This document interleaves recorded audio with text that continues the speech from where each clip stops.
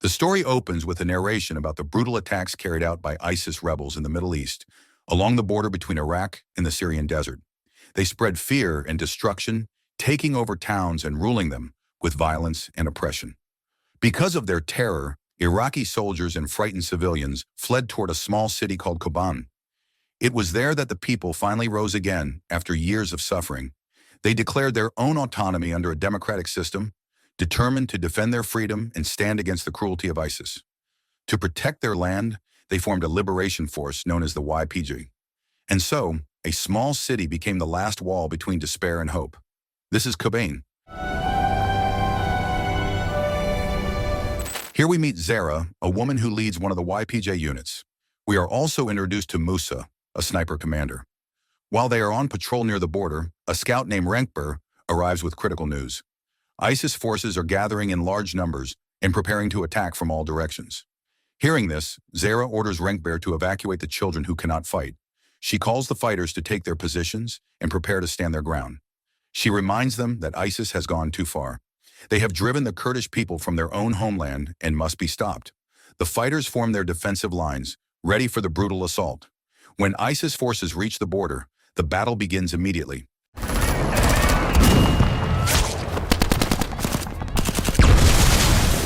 The scene shifts to the city of Koban in northern Kurdistan, Turkey. People watch television broadcasts showing massive demonstrations around the world.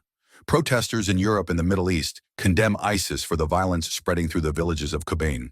Many demand that the United Nations intervene and stop the war. Meanwhile, we meet Kamrad Gelhad, a commander from the Kurdistan region of Iraq. He is a respected leader, experienced in guerrilla warfare. Gelhad and his fellow fighters prepare to head to Koban. Their goal is to join forces with the YPG and help defend the city from ISIS. At the YPG headquarters in Koban, Zara and her unit return safely. They are welcomed warmly by Abu Layla, one of their fellow fighters. As everyone gathers, Zara shares urgent news. ISIS is preparing for a massive offensive. Because they are outnumbered and lack heavy weapons, some fighters suggest withdrawing from the villages and regrouping in the city. But Zara insists that they must hold the borderline. If they retreat now, Koban could fall in an instant. At the same time, ISIS manages to seize part of the region. The men are executed while the women are taken and enslaved. And what makes it even more horrifying is that the attackers believe this brutality is something righteous.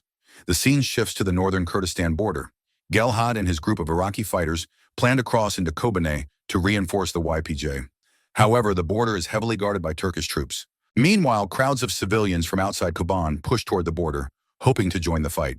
Tension rises as border guards attempt to stop them, and the situation grows increasingly chaotic. In the midst of this chaos, a young man named Yusuf leads a group through an underground drainage tunnel. There, they witness Turkish soldiers negotiating with ISIS forces. Whatever deal is being discussed remains unclear. Yusuf and his friends decide to wait until nightfall before making their move. When night comes, Abu Layla arrives to bring Yusuf and his group into the YPG camp, where Zara welcomes them.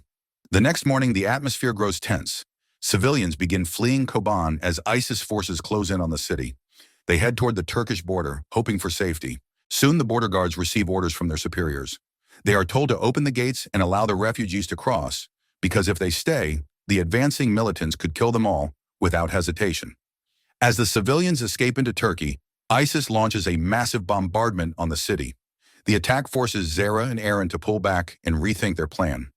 Rajwar suggests forming a defensive line because the fighting is likely to continue through the night. Zara agrees and orders the fighters to move to the hills and establish new defensive positions. Through the night, artillery shells and mortar fire rain down. The fighters hold their line, but the pressure from ISIS grows stronger, driving them closer to the breaking point.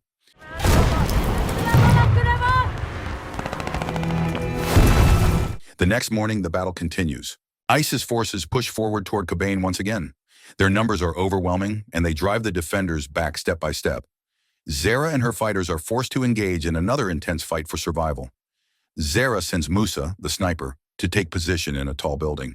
He is accompanied by another sniper, a woman named Asman. From there, they try to slow the enemy advance. But the fighters are outnumbered and outgunned, and the pressure becomes harder to hold back. Just when the situation reaches its breaking point, Gelhad arrives with a group of volunteer fighters from Turkey.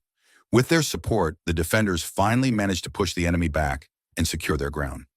Gelhad instructs everyone to reinforce the area and establish a stronger defensive blockade. Musa continues his role as Overwatch, keeping his sights on any movement from afar. Time passes, and the day turns out to be the celebration of Eid, a holiday that should have been filled with new clothes, warm gatherings, and family. Instead, these men and women spend it on the battlefield, defending their home. They sit together for a moment, sharing memories of visiting neighbors and celebrating when they were young.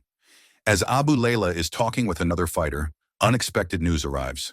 The Turkish military is offering a deal. They claim they can rescue Abu Layla's brother, who is still being held hostage, but only if he agrees to betray the YPJ. Before any decision can be made, the sound of gunfire interrupts the moment. Renkber rushes in carrying the body of a fallen comrade, killed by an enemy sniper posted somewhere nearby. Musa immediately gathers Aran and Renkber to scout the area. He is convinced the sniper is hiding in a concealed position, and he is right. The sniper is perched high in the trees, nearly invisible. Through the scope, Musa spots a slight movement. He fires, taking down not one but two enemy snipers. The next day, as the fighters attempt to retrieve weapons left behind by ISIS, another shot rings out. A hidden sniper strikes again, claiming more lives. Musa and Asman take positions, determined to end the threat. What follows is a tense and deadly sniper duel. At one point, the enemy sniper signals a partner to move forward. Musa catches the motion and eliminates him instantly. The enemy sniper retreats back into camouflage while Musa reports to Zara that he has neutralized one of the shooters. Meanwhile, ISIS manages to break through and infiltrate the defensive area. Close combat erupts once again. In the chaos, Zara tries to reach Asman, who is trapped and surrounded, but she arrives too late. Asman makes the heartbreaking decision to take her own life rather than be captured. Zara breaks down in grief.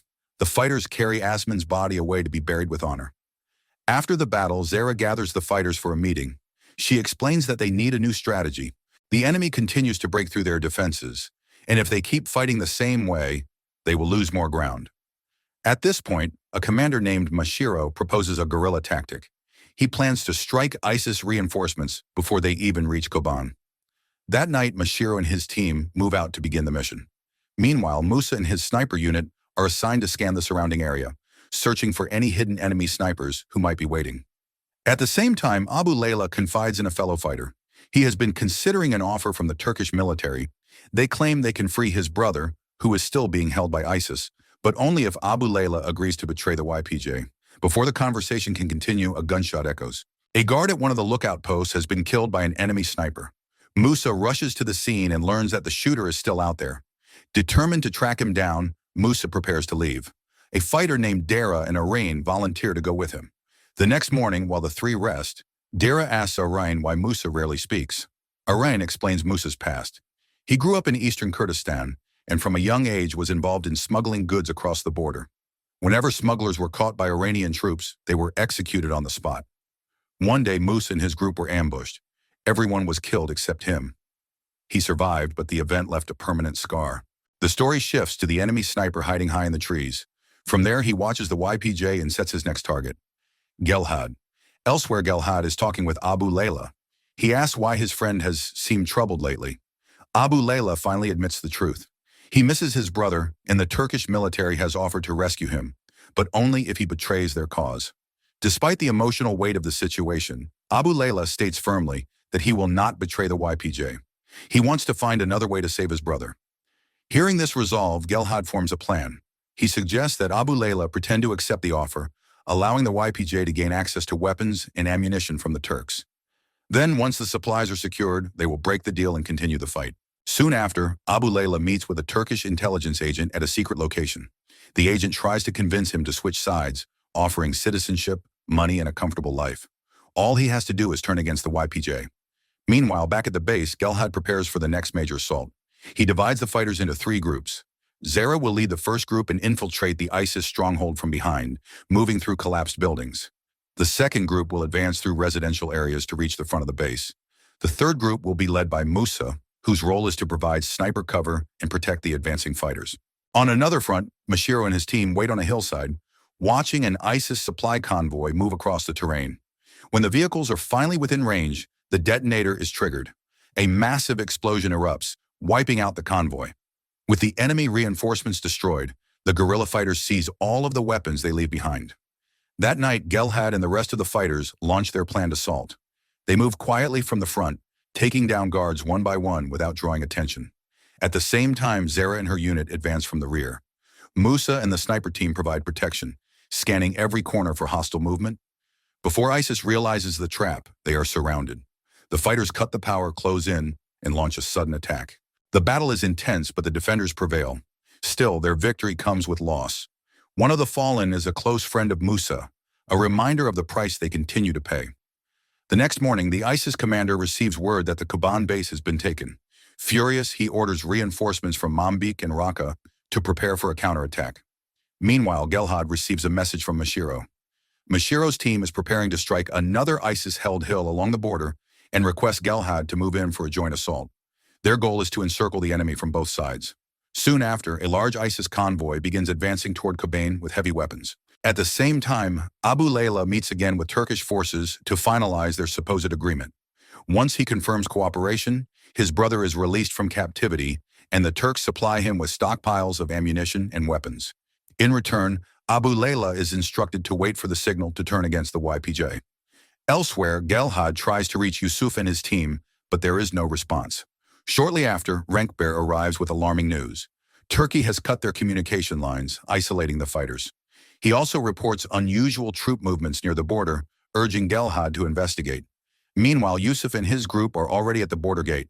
From their position, they see an enormous ISIS force preparing for a full-scale attack. Gelhad and his fighters rush toward the border, but when they arrive, they are confronted by Abu Layla. He reveals the truth. He has already outsmarted the Turkish forces and secured weapons for the resistance. The betrayal was reversed. The weapons intended to weaken Koban will instead be used to defend it. At the same time, Mashiro and his fighters are positioned on Mr. Hill, ready to strike the remaining ISIS forces there. If they can secure the hill, the entire region will shift in their favor. At the border, a vehicle approaches the gate. In an instant, a massive explosion erupts and the battlefield ignites once again. Gunfire, smoke, and chaos fill the air as both sides clash with everything they have. Meanwhile, Mashiro and his team succeed in driving ISIS forces off the hill. From there, he waits for Gelhad's unit to arrive. But when he looks toward the city, he sees heavy smoke rising. The fighting in Koban is still raging with no sign of slowing down. Surrounded on all sides, the defenders look close to being overwhelmed. Then finally, their communication systems come back online. Gelhad takes the opportunity to speak to every fighter still holding the line. He reminds them that their strength comes from their conviction, their courage, and their belief in protecting their home. This struggle is more than a battle. It is a moment that will be remembered by future generations, and there is only one path ahead. They have to win. His words ignite the spirit of every fighter. Even though they are outnumbered and outgunned, they launch a counterattack with full determination. But in the middle of the fierce resistance, tragedy strikes. Gelhad and Renkber are both hit by enemy sniper fire and fall on the battlefield.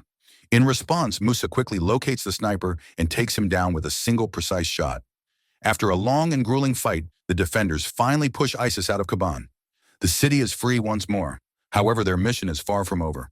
There are still hundreds of villages, nearly 300 in total, that remain under ISIS control and must be liberated. The film ends with real footage of the actual battles. These were ordinary people who chose to stand and fight with extraordinary courage. They defended their home to the last drop of blood, refusing to bow to tyranny.